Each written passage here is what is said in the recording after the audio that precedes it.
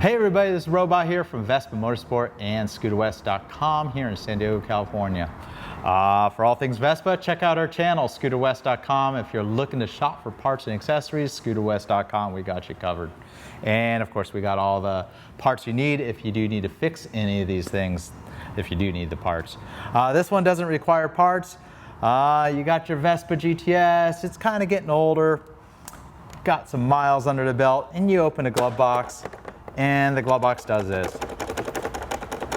It's really loose. It drives me nuts when people bring the scooters in like this. If we do a major service, we'll go in there and fix that. Let me show you what's going on and why these glove boxes are loose. This is actually not too bad. Sometimes they're so loose they come out of the hinges. So I have this example glove box. This is the backside of a Vespa GT or GTS glove box. And you got the loose door syndrome. And I'll show you what's going on. So you see how the hinge is all loose? Well, those hinges,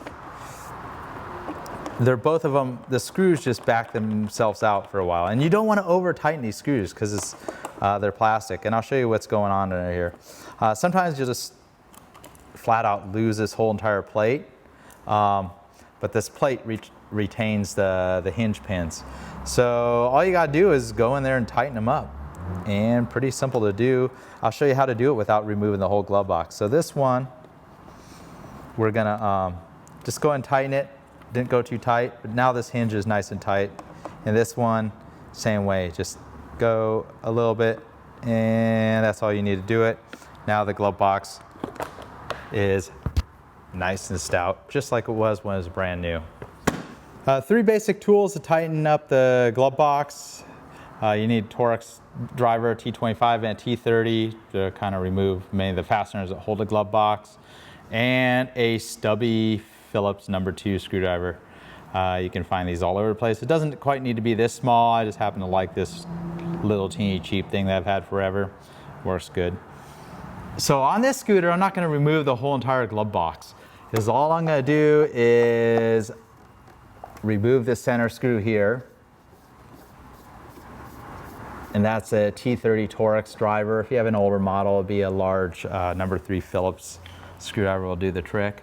And on the bottom of the glove box, you got a set of 4 Torx screws. T25 Torx driver will remove these. So the center pair are kind of short screws. And the outer ones are gonna be a little bit of a long screw. You can see that's a longer screw on both sides. So go ahead and remove these 4 fasteners. And the next step, you want to find a Phillips screwdriver. It looks something like this. Usually they call this a stubby. And at this point, you'll be able to pull the glove box away from the whole glove box away from the scooter enough to just get your hand up in there. Hopefully your hands are small. And you could find the hinge and just go ahead and tighten that hinge up. So without the whole hassle of removing the whole glove box door, you can get in there and do it just like this. And I know those screws are, you don't need to go crazy on the screws. They just need to be tightened a little bit. And that's how you fix this without taking the whole glove box off.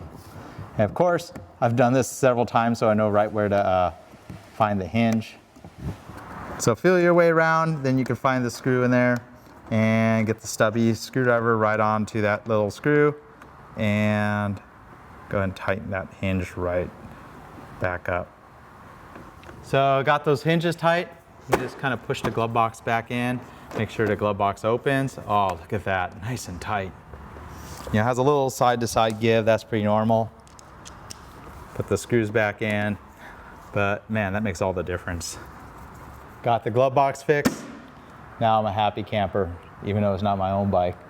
Until next time, this is Robot here from Vespa Motorsport and ScooterWest.com. If this video helped you out, hit the thumbs up. Until next time, ride safe.